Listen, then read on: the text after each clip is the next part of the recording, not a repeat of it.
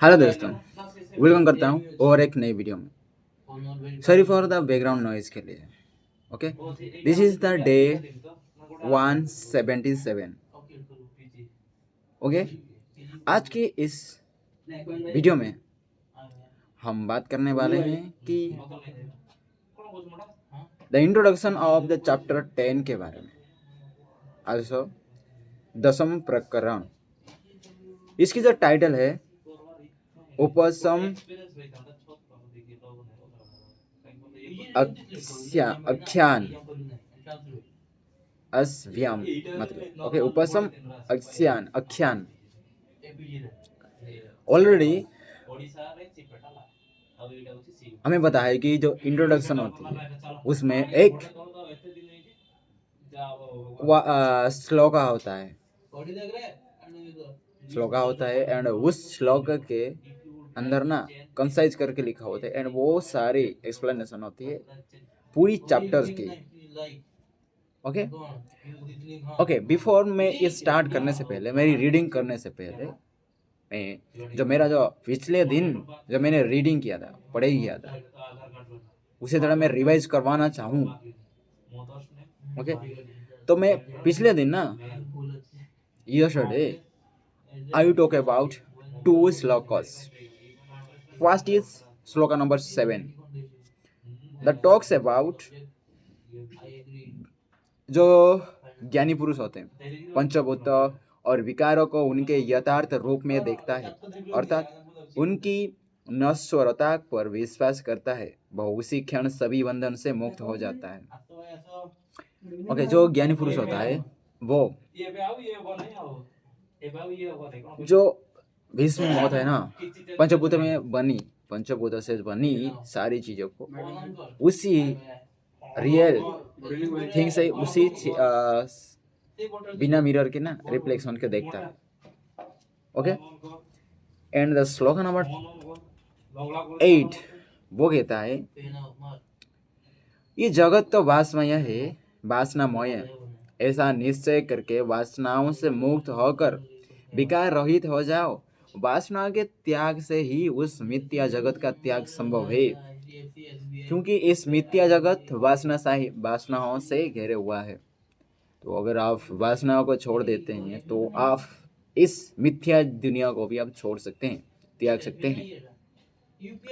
Okay, ये था काल की जो इंट्रोडक्शन थी, काल की जो मैंने पढ़ी थी, सॉरी, 2 श्लोक 7-8 के बारे में।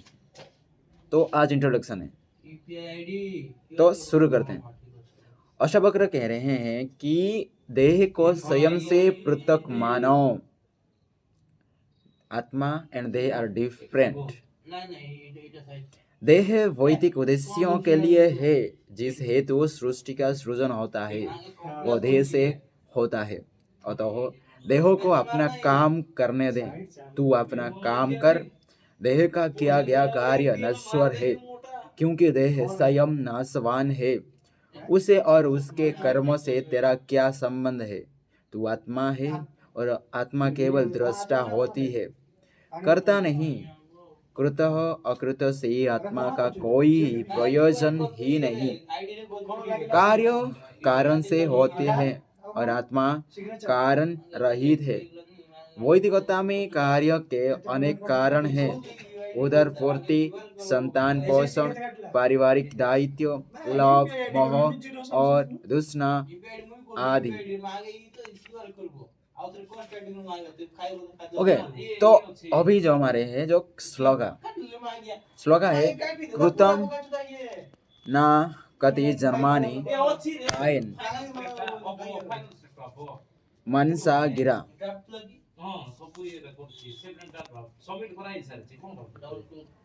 दुख माया सदम कर्म तद्या पियो परम्यतम।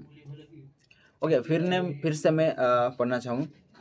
कृतम न कति जन्मानि कायन मानसा गिरा, दुख माया सदम कर्म तदध्या फियु परम्यतम।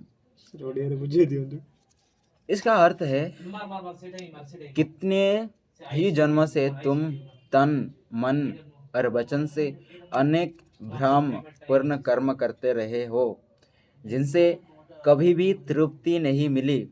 अब इन कर्मों का त्याग करके उपशमता का हेतु बन और कर्म से विरक्त होकर सुखी रहो। ओके, ये था इसकी जो बारे में जो मीनिंग, श्लोका की जो मीनिंग। नेक्स्ट है तो उसकी जो टॉपिक, गुरु का शिष्य संवाद सार्थकता की ओर निरंतर बढ़ रहा है। गुरु ने भौतिक विकारों का परिचय दे दिया और शिष्यों ने उन्हें लक्षणों और हानियों सहित आत्मसात कर लिया।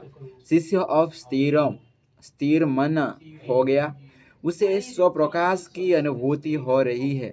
वह एक उज्ज्वल प्रकाश से आलोकित हो गया है। अब सद्गुरु विषय को विस्तार दे रहे हैं, चरणबद्ध और नियमबद्ध, जैसे कि ज्ञान प्रणाली की पद्धति है। पहले अक्षर पहचानो, फिर उसे बनाना सीखो, तब उसे पढ़ना और अन्य अक्षरों के साथ उसका संबंध व अर्थ। इसी प्रकार धीरे धीरे बालक शब्दावली की ओर बढ़ता है। जनक बालक नहीं है, वह वृद्ध अनुभवी है, सांसारिक ज्ञान से अभी लबालब है और आत्मिक ज्ञान के भी मुमुक्ष है। फिर भी गुरु को वे प्राथमिक ज्ञान देने योग्य ही लगे हैं। प्राथमिक ज्ञान पहले देना चाहिए, जिससे आगे के कठिन ज्ञान को